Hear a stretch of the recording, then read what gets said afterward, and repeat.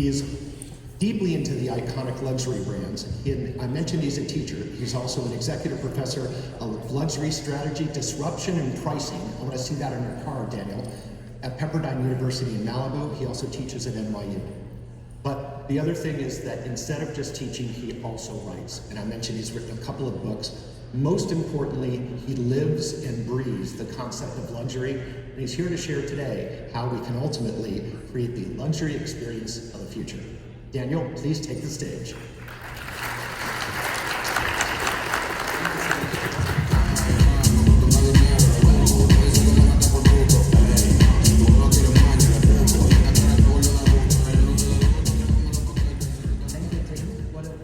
Introduction, and it's a pleasure and privilege for me to be here today and talk about luxury. And I loved, Ali, what you said in the end. I think was the last question when you were asked what is your prediction of luxury, when you said, optimistic but with a couple of bumps. Because we're in a quite interesting time as we speak right now. I don't know if all of you have read the latest Bain report on luxury that was published about 2.5 weeks ago, and it's the first time that we are in a non-crisis year, that actually the customers of luxury are declining, and at a quite alarming rate. If you take the global luxury market, in 2024, the estimate is that we are losing about 20 to 25% of luxury clients. I should repeat that, 20 to 25%.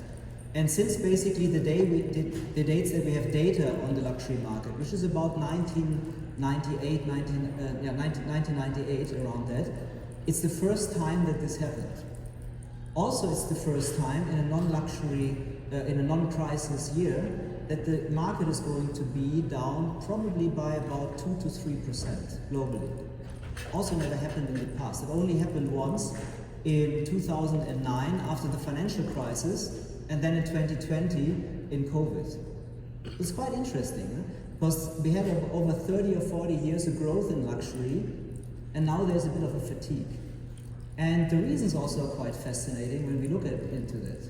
Because what customers are telling us is that they have a fundamental trust issue. They're not trusting the brands anymore. About 50% of luxury customers in the last Bain study, 50, say that luxury brands are overpriced. And I'm speaking about all categories. This is not just for hard luxury goods. 50% say it's overpriced. And when it's overpriced, or people say it's overpriced, I would have a little bit of a different perspective, or invite you to have a different perspective. Because overpriced means that potentially the brands are not signaling enough value. Because it's always a relationship between price and value. So if brands just increase prices, we just heard also in the last presentation about inflation and so on, and inflation for sure also drove prices, but if you look at, for example, iconic brands like Chanel that have increased the price of their handbags in some cases by more than 100% over the last 4 years, and then at the same time there was not necessarily a perceived increase of value. So now prices are up, value perception is lower, and what happens? People are not buying anymore. It's very simple. The world is very simple in a way. So we are going to discuss today that also in the area of residentials and high rises and so on, I would say there's a risk. I was just impressed, and Tim, I think you said it in your opening that there's about 400 high rises here in Miami, and I thought this cannot be. And I checked the number, and it's indeed the case. And there are about 90 that are under construction right now. So we will have 490 very soon. And of those 90, the majority is residential. So the question now for anyone who is constructing them and later operating them is, how do you differentiate? How do you create value? And again, we're at this point where everything is about value. And I would invite you to follow me with a definition of luxury, because I'm pretty sure if I ask each of you here in the room what your personal definition of luxury is, it's going to be a bit different. Each of you has a different perspective, maybe a different angle. But the one that I find most powerful is the definition of extreme value creation. So let's just sink in a moment. So extreme value creation means that from a client perspective, we are creating extreme value for them. And if this is not the case, if we don't perceive extreme value, we are not willing to pay premiums, especially not willing to pay extreme premiums. So what I'm going to present to you today is a bit of an overview on, some pitfalls in the market, but also some interesting things that I'm seeing evolving. Then I'm going to show you a new blueprint to inspire luxury clients in these times of very rapid change and of customer expectations that are skyrocketing. And I call them the 4E of luxury. The 4E are emotion, experience, engagement, and exclusivity. So we are going to go step by step through it. So Tim, you already gave me a great introduction, so I'm not going to add too much to this. But I just want to give you also a couple of data points to me. So I would say that I'm probably, you can call me obsessed with looking for extreme value. And I travel all around the world all the time. And most of the experiences that I observe are not necessarily luxury experiences. So for example, here we are in a seemingly very nice hotel. When I checked in yesterday night, I came to a hotel room that was not made.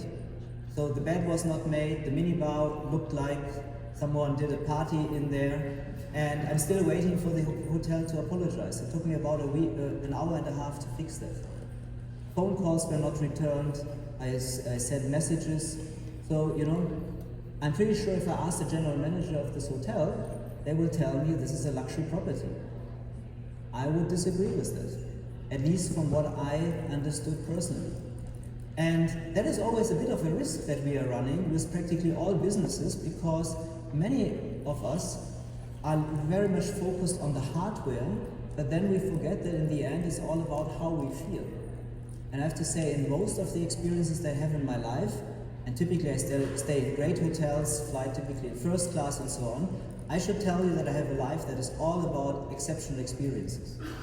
And unfortunately, the exceptional experiences are the exception.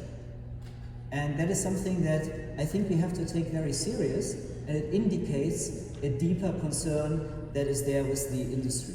So we're advising a lot of brands across different industries, from automotive to fashion. Gaggenau is one of my clients. And what I would say is practically all brands have one thing in common.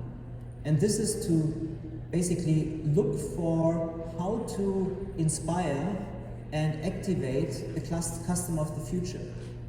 And we saw in the previous presentation that, for example, Gen Z today are not the #1 luxury clients. But I can tell you, if I look at the number, in North America, about 20% of all luxury purchases are done by Gen Z, 20.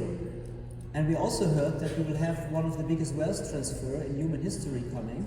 So by 2030, Generation Z will already be the #2 customer group of luxury. By 2035, the #1. So if we ignore Gen Z today, then good luck tomorrow, because preferences of them are built very early. So also especially in the capacity of advising brands, I sometimes have I would say really pleasure to spend time with some of the movers and shakers in the industry. The gentleman you see here next to me is Filippo Ricci. He is the son of Stefano Ricci, the fashion designer. And I spent with him and his brother, who's kind of hiding behind me on this picture, we spent a few days in Cambodia earlier this year, where they did a photo shoot. And moments like this always allow me to talk to those people who are really driving luxury to the next level, not in a boardroom setting, but in a very much private setting. And then you learn really what these people are thinking about. And I told you that this year the market is expected to decline. I can tell you this brand is not declining. It's growing, I would say, at a quite high pace. And we speak with the two brothers, there is absolutely no sign of crisis anywhere. And this also shows me that very often when things are not performing, it's very often built in-house. So if we see that the market is declining right now, interestingly, there are brands like Stefano Ricci, brands like MS, and like some others that are growing actually quite strongly. So this is also very important, that the fate of each business is basically inside the business, it's not the market. The markets have always been tough. So if someone tells me the markets have been easier before, I don't know. So we have to, I think, dare to do a little bit more. I wrote today an article about, or I published it today, I wrote it last week, about the luxury hospitality sector. It's in Jing Daily, if you want to read that. And I'm a little bit concerned about this sector. Because right now, the hospitality sector is growing, especially in luxury, is growing quite fast. And you see right now 1 to 4 hotels opening every day somewhere in the world. 1 to 4. Reminds me a little bit of the 90 high-rises that are built here in Miami. Lots of hotel openings. The question is, how long can this work? And if we see at hard luxury goods already, the decline, at some point is going to be the same in hospitality. So we have to really kind of recalibrate and think, what do we do to make luxury successful in the future? And the one thing I can tell you right away is selling a dream is not enough. Because everyone in luxury sells a dream. You know, if I speak with my car clients, car client 1 tells me, you know, we are selling a dream, and then car client 2 tells me also we are selling a dream. And the most important question actually is, which kind of dream are you selling? How is your dream different to other dreams? And I would say this is the same question that we have to ask ourselves in the luxury property market. Because everyone seemingly is selling something very similar. And also what we have to be careful is that we are not just luxury by ambition only, but that what we call luxury should be truly luxurious. And I told you about my own experience coming in this property here yesterday evening. So the question also that we have to ask ourselves is, are our guests truly prioritized, or are they just present? And in many cases, you know, when I go to restaurants or sit in a plane, I feel like I'm present, not necessarily prioritized. And then it's not really luxury. So let's have a little bit of a look, and you know, I think most of you here are somewhere in the industry around, you know, either representing developers or you know, are in real estate and so on. So I want to take you a little bit into some different categories, because sometimes we learn most when we leave our own categories and look into some other categories. So let's look at airlines. And here you see 6 beautiful seats of airlines in first class. And I would say probably each of us would love to be in one of those seats when we travel. They're all beautiful. The question is now, if we were to run one of these 6 airlines, how do we convince any of the clients of our competitors to join us? And these are all original advertising pictures of those 6 airlines. And there's a couple of interesting things that you see. 4 of those pictures don't even show humans. There's not really a lot of emotion going on. And if I look at these 6, probably the 4 without humans I would probably not choose. And I don't know how about you, but I would probably take the one on the top right. Because there at least it looks like, you know, the flight attendant looks very caring, there are rose petals on the bed, you know, a bottle of Dom Perignon, which is never bad. And so that looks probably the most inviting. But you can see already a dilemma that everyone seemingly does something very, very similar. And if we now go in, for example, luxury hospitality, we just talked about this category. These are 6 of the most luxurious hotels in the world. Each of them will cost you about $2,500 minimum for the cheapest room per night, or $2,500. And then you probably don't have breakfast included and anything else. It's not an easy, not a cheap endeavor to go in any of these 6. Which one would we choose? Not so easy. And they all promise us paradise. So which one would we choose? We have Paradise 1, Paradise 2, Paradise 3, Paradise 4, 5 and 6. And if I tell you that the retention rate of clients of these kind of hotels is pretty much catastrophic. It's about 1 to 2% of clients that ever come back. 1 to 2. Makes us think about paradise. Maybe it's not so enticing after all. And then let's look at fashion. You see 6 fashion brands. These are original advertising pictures of those brands. And unless you go very, very close to that slide, you probably will not be able to tell me which brand it is. So you can see a little bit of a pattern. You know, we looked at airline seats, we looked at some of the top hotels in the world, now we look at fashion. and everyone seems to do the same thing. So now let's look at our industry. And these are all Miami high-rises, original advertising pictures of 6 different high-rises. Say hallelujah, which one do you want me to be enticed to go to? All do the same things. And I was about to say there are no humans, and then I saw, I think, one person in the pool and a few people there, but I don't really have a feeling or can get a feeling what to expect in any of these.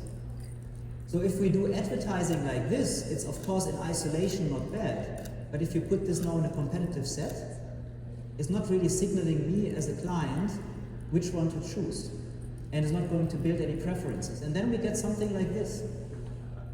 3 choices, and the 3 choices are clearly different. When you really look, you see differences between these dots, but you know which shall we choose. They're different, but directionally they're the same. And if things are directionally the same, I can tell you it's not really luxury, because then it's not really extraordinary. So what is critical, and this is a little bit surprising, but we will look maybe a little bit later, we'll look into the psychology of why people buy luxury. It is all about the story. Luxury is about storytelling. The value is in the story. And if we don't understand the story, we are not going to perceive any value, period. So storytelling is important. So the question is now, why, I'm just going back here, why are we not really telling stories? Why are we just telling the story that is the obvious? Of course, if there's a high-rise next to the ocean, then it's going to look more or less like this. But this doesn't tell me anything what I can expect as a client or as a guest when I'm there. And I want to show you a couple of examples of some brands that do things differently. And I find very fascinating across different categories, but all related to what we are doing. In New York City, I think it was 2 or 3 years ago, Equinox opened their first hotel. And I think this is a very, very fascinating concept, because there's so many hotels that fundamentally do the same thing. So what Equinox does is they put in Hudson, what is it? Hudson Yards. Yards, exactly. In Hudson Yards, they put basically on their flagship gym a hotel on top. And I have to say, honestly, in New York, this has been one of the best hotels that I personally experienced. I was a bit surprised. I didn't expect a gym to be better in hospitality than many of the traditional hospitality brands. But what is interesting about this hotel concept is that it's not only just about the gym, but it's also about holistically feeling better. So it all is starting with the room design, but not only with the room design, but also with the programming. Because when you go there, it's all about the science of sleep. They put next to the hotel beds like a small brochure that will explain you everything on how to sleep better. And then what they also do is, for example, to the New York City Marathon, which I personally appreciate as a marathon runner, they basically create a complete experience around it, where you have cold plunges, where you have recovery sessions, and so on. I was recently invited to go to the US Open by the hotel, and the pickup is with a helicopter, and they fly you basically to the center court and back. So they basically program everything around a theme. And the theme is not just, the gym, but it's like a healthy, active lifestyle of people who are very much into sports. And when I went there for the first time, I got this communication by the concierge to ask me, when do you want to have your bike class, when do you want to have your yoga class, and so on. So they really put everything around the guest, and they put the guest in the center. That is for me a huge difference between what I experienced there and what I experienced in many other hotels. A second example that I wanted to bring to you is Potato Head. This is the beach club in Bali. I don't know if some of you have been there, but it's actually one of the, I see one hand rising. It's actually one of the coolest beach clubs in the world. Some people say it's the #1. And what started as a beach club, in the meantime became a hotel. And this hotel opened about a year and a half ago, and they were just rated one of the top 50 best hotels in the world. A beach club. And what they do is, the beach club always has been very big in sustainability. What they do is everything is about sustainability, but also well-being. And the well-being starts with things that are incredibly well programmed, aesthetically super nice, like these meditation classes. They have vibration light therapy for relaxation. But what I find very impressive is that they are not just saying sustainability like everyone else is doing. This is the first hotel in the world that has zero waste. Nothing leaves that hotel. Everything is 100% recycled, including glass bottles. And I asked the general manager, what are you doing with the glass bottles? He said, we're doing candles with the glass bottles. We use the cooking oil from the kitchen and then we are repurposing it. Nothing leaves that hotel. There's no other hospitality place in the world that has been doing that. Incredibly successful. And then maybe some of you know Remedy Place. The first one opened in Hollywood Hills in Los Angeles, second one in New York City. I think in New York there are two now. London just opened, and they're expanding quite aggressively throughout the world. And Remedy Place is a quite interesting concept because it's really all about wellness, but merging hospitality and wellness together to a very, very powerful concept. And it's all about, you know, on one hand, cold plunges and cryotherapy and infrared saunas and so on, but everything has been designed in a way that you get the best possible selfies. So that if the celebrities are in taking a cold plunge, no, they are making advertising basically for free. And they have clients like the Kardashians and like many actors and so on. But what's also interesting is that more and more companies actually book Remedy Place to make retreats there. We can see that the world is shifting. Things are not just gyms or not just, you know, places for relaxation. Everything merges. This is also a place that includes a kind of co-working space, and many of those members that are in Remedy Place, they stay actually there the whole day. They do some of those remedies, and then after the remedies, they go back to work. You can bring clients in there. They have like a bar where you can have very, very healthy food. Membership is about $2,000 a month, and it's completely sold out. And to show you how relevant this is, you can see also very, very beautifully designed. How relevant this is another private membership club, CORE, New York City, San Francisco, Milan, I think are the three locations. The cost to just join them is $50,000 US, just to join that club. And monthly fees can be 10,000 and more. And what they wanted to do is to provide conditions for transformation. So this is all, the story is all about the guests and the clients and inspiring them to take themselves to the next level. And this does not only include, you know, one of the most advanced gym in the world, but incredibly well-designed spaces, sushi restaurants with spectacular chefs, and so on and so forth. And all basically in a community where you're with like-minded people. And you can see people are paying a premium for that because they get extreme value by themselves. So the question that we also have to ask ourselves in our industry here is, are we doing something similar? Or are we just providing basically beautiful spaces? And you can see that if we're just one of many, it's not really luxury.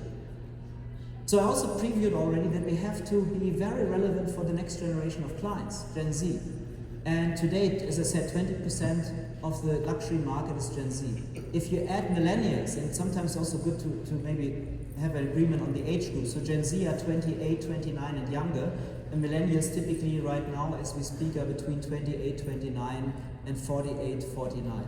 So if you take both of these two groups, in the US, they already are about 55% of luxury here in the United States, 55%. So the younger customers actually are extremely important. So now what is different between those generations is that Gen Z is the first social media first generation. So this is a generation that grew up from day one on social media. And this has profound implications. Because probably all of us have been at some point during the day on some kind of social media, whether it's Instagram or Facebook or any of the other social medias that you may use. But this generation doesn't know a life before. Typically age 4, most of them have their first social media account. very often before they can write and read. And this also means that they become master brand builders of their own personal brand, because now everything you do becomes your personal story. And you're only going to align yourself with brands if those brands reflect the values of your personal story. This is why for the next generation of clients, storytelling becomes dramatically more important than for the generations before. And then the second is that this is a generation that is really keen on experiences. And if experiences are not really unforgettable, exceptional, they move on. And this is also, for me, the number one misconception that so many companies have is they think, oh, these are just young kids. They have no idea. And I tell you, these are the most discerning clients ever. And if you look at the Bain study that I cited at the beginning of the presentation, especially Gen Z are the ones that are most disappointed right now with brands. They are the ones that are waiting now to purchase, not because they can't, but because the brands are not giving them enough, in a sense, ammunition to say yes. So we have to step up the game to be relevant for that generation, because for that generation, everything becomes personal storytelling. So keeping that in mind, we have to ask ourselves, are we telling stories that are emotional and that are client-centric? Or are we telling stories about the objects that we are selling? And I would argue it's probably more the latter, at least what I've been seeing. And that may have worked so far, but it's not going to work in the future. And therefore, I propose a different way of thinking about marketing and about, how to package what you're doing. And I call the framework the 4E framework. And most organizations still think in the 4 Ps. And the 4 Ps are still in most business schools what is taught. And why I came up with the 4E framework was actually a quite hefty discussion with one of my colleagues at my university. He's teaching strategy, I'm teaching luxury and marketing. So we had a debate one evening, and we're basically saying, what is really the right approach on building brands today? And he was proposing and said, you marketing guys just focus on the 4 Ps. And then I kind of reflected and thought, the 4 Ps were developed in the 1960s. In the 1960s, the 4 Ps were developed as a framework to sell mass products to mass audiences. What everyone here in the room is doing is practically the opposite. You're not selling mass products to mass audience. You're selling something very, very exceptional to clients that are looking for also something very exceptional. So applying a model that was built for mass markets, that is very product-centric, to something where people want to buy something very emotional doesn't really make sense. So therefore I think we have to think in a little bit of a different way. So let's start with emotion. And emotion is to me the most profound, the most fundamental aspect of building luxury. Because normal products, and I'm going to steal here this water bottle and use it as a prop. Most products have 2 value components. It's the functional component and it's the emotional component. So this water bottle says Elevate, and we are all at an Elevate event. So let's say there is a little bit of an emotional component in here. And also someone, some designer thought, okay, let's put some kind of black ribbon around this, we put Elevate here. So there is a couple of emotional touch points that we can probably identify on this bottle. But then there's also some functional components. It's the size, I can turn this around, the water stays in, I can throw this in the audience, and the water will still stay in, hopefully. So there's a couple of functional aspects. So quick question here in the room. How many of you are willing to pay me for this water bottle right now, $20? I hear laughter, you shake the head, some people are looking the other way. So I'm probably not going to be very successful selling this to you. So, but what was interesting, observing you, was that your reaction was immediate. You didn't even have to think about that. You immediately rejected that. That's quite interesting. Because fundamentally what happened is most likely you said, this is just a water bottle. Why should I pay $20 for that? But I can tell you, Chanel launched a water bottle about 2 years ago, and these guys were so clever they didn't even bother to put water in. They said, bring your own water. Yeah? And they sold this bottle for about $100 and was sold out in 48 hours. If you want to buy this bottle right now, you can go on StockX and buy it. It's probably going to be around $300 US, 250 to 300 as we speak. It's always fluctuating. And I own that bottle, and I can tell you it's a little bit bigger. It's not more or less this size, but it's a very thin glass, probably the thinnest glass you will ever see. People are paying $100. And we were not willing to pay for a bottle that even actually has water inside for 20. And that's quite interesting when you think about it. And the reason is that this bottle has only functional and emotional value. And if it's functional and emotional value, the value proposition is relatively limited. Not so much, we say maybe 50 cents, $1, but you will not pay me more than that. And the interesting thing is luxury brands have the third value component that at some point when I was doing still my research on luxury as a doctoral student, I called it added luxury value because we were not really sure what it was. We just knew it was there. If I can observe a Chanel bottle for 200 or 100 and I can observe this for $1, I know there must be a third value component. And then I had an idea and I said, what if I take a picture of a person and put this person in two different settings? So let's say I put a woman in a Bentley, took a picture of the woman, and then we photoshopped her into a Volkswagen. Just as an example. We did this with many product categories, with fashion and some others. And then we basically gave half of the participants of the study one picture and the other half the other picture. And then we asked 50 questions or 60 questions all about the person. People didn't think or didn't know that this was a research that was about luxury. They thought this was just psychological research. The results literally changed my life, and I'm going to share them with you. And you see them here on the screen. This maybe looks now a little bit weird and fancy. I will explain to you what this is. There are two lines here that you see. One is this kind of purple line that is more closer to the center, and the other one is the dark blue line that is further out. Further out means better. So every time you see the line further out means the evaluation of the person was more positive, and if it says SIG here, it's significant, which is in most of the cases is a significant difference. So what did we learn? The person, or the pink line, represents in this case the person in the Volkswagen, and the blue line, the same person, exactly same picture of her in the Bentley. And this now is quite fascinating because we say in the Volkswagen the person is not very attractive, in the Bentley she is incredibly attractive.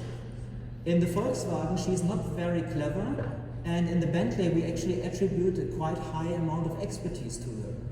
In the Volkswagen we think that she is not very protected or doesn't feel very protected. In the Bentley we actually say there's a very high degree of perceived protection.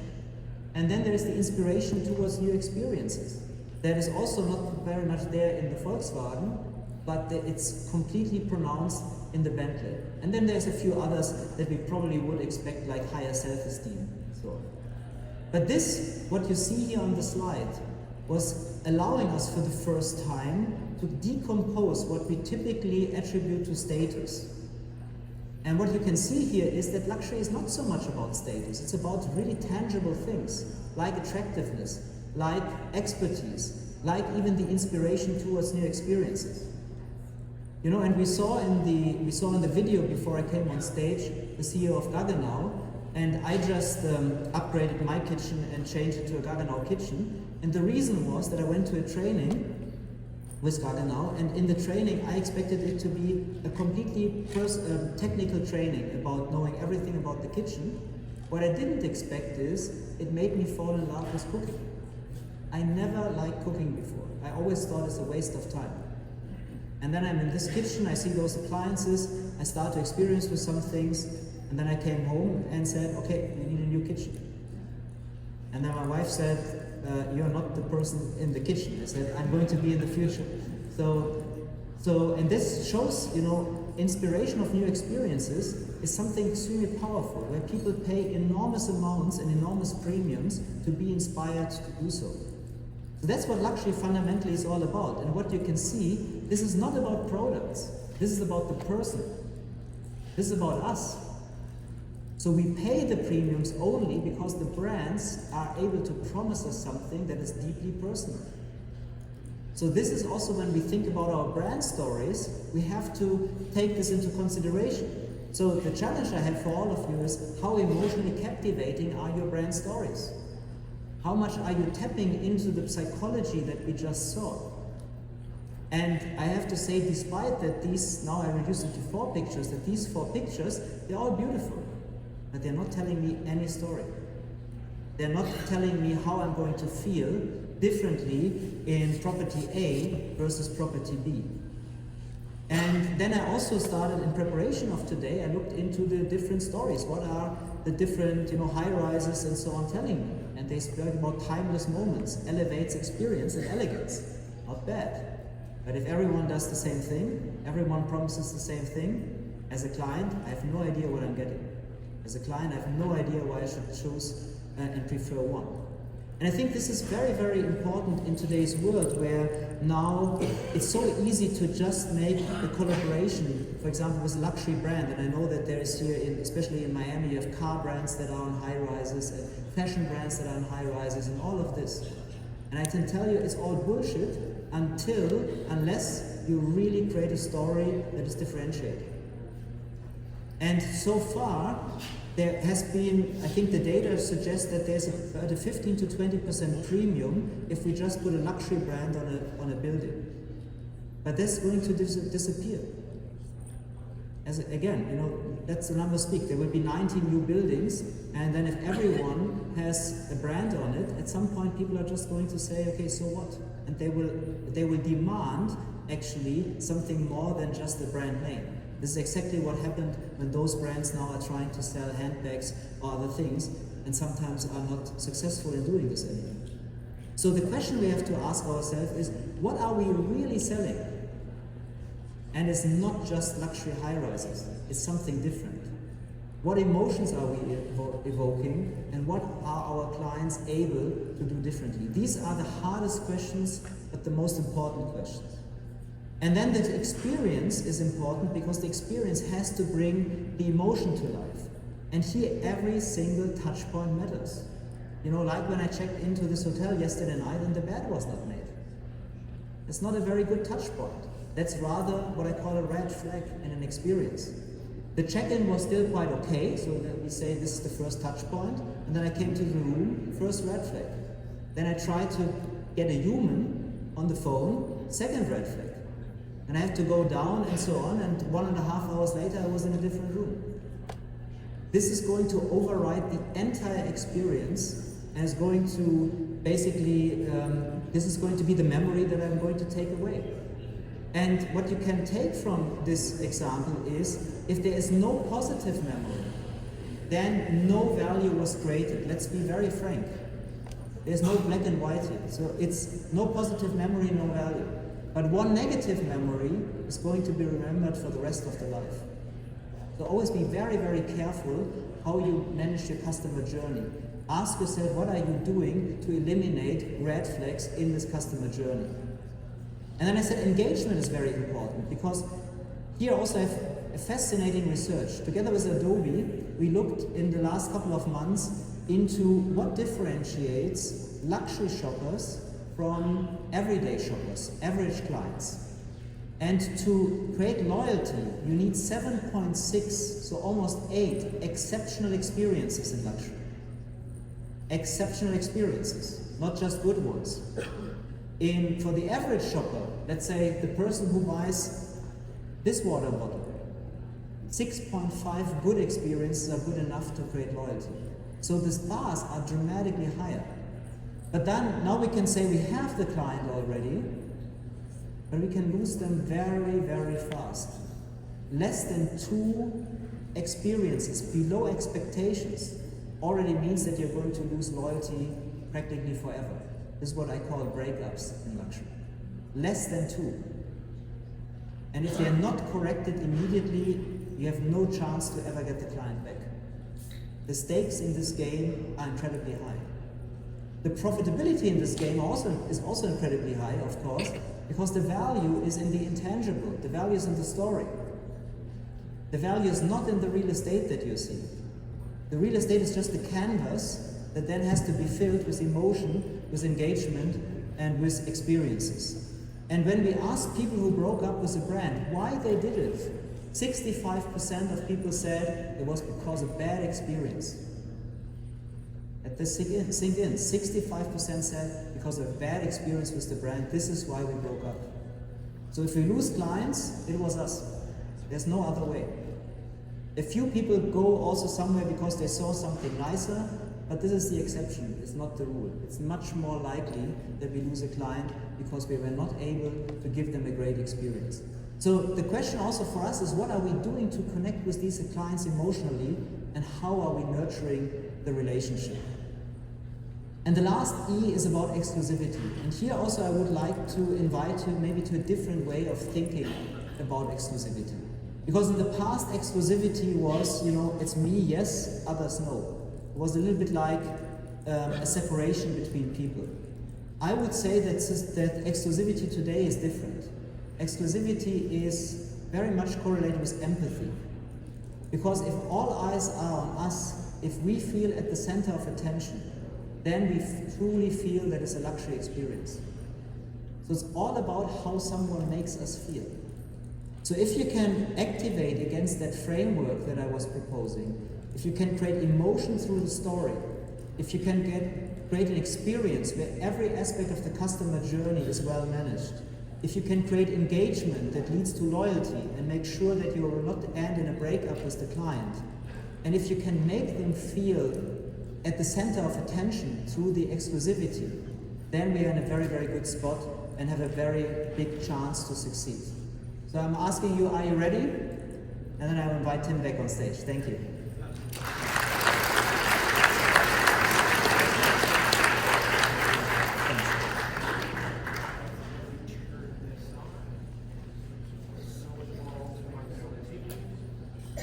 There we go. Okay, ladies and gentlemen, you'll have a chance to ask some questions. Siobhan, are you walking with the mic? But Daniel, you mentioned a couple things, and I want to go over 3 things that just stuck out. You opened by talking about losing 20 to 25% of our luxury market in an annual year. Clients. Clients. That worries the hell out of me. Then you're talking about luxury hotels, those beautiful ones in Bali and other locations, and their retention is 1 to 2%. And then the last one, you gave some really cool examples, the 4, Equinox, Potato Head, Remedy, and Core. Go back to that hotel element, particularly because of your experience here. How do you back off from that? How do you increase the retention? And we'll think of it as hotels, but let's think of it as any product. Yeah. Well, how do we reverse that? The best way, in my point of view, to reverse that is to take this framework that we looked at and take this framework as your guidance.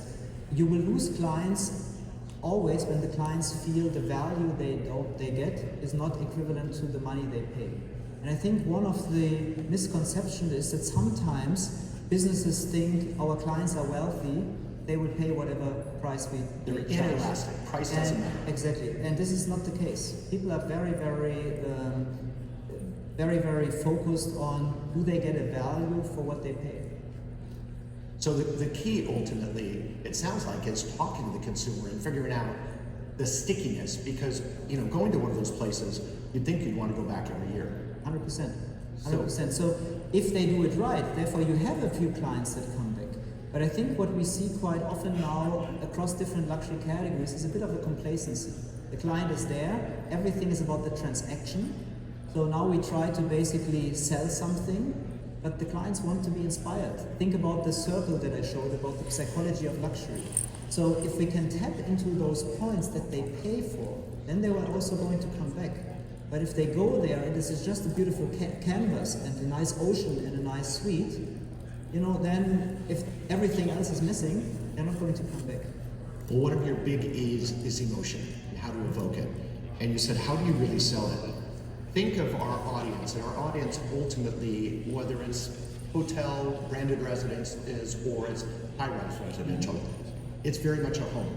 And maybe one of the biggest things, the most expensive items we'll ever buy. How do you, give some coaching here, how will they go back to their teams and start asking the questions that answer this? Which emotion do you really sell? Yeah. Coach us on that. I think the fundamental in this is, and this is sometimes also very, very hard, is we have to understand what our clients really want. And then we have to be also very, very clear on what is our value proposition. I think the mistake that is done very often is that the value proposition that is created is a little bit like one size fits all, or like a catch-all. So basically everyone says we are this, but we're also this, and you will feel great here, and blah, blah, blah. I would say the most successful brands actually have a point of view.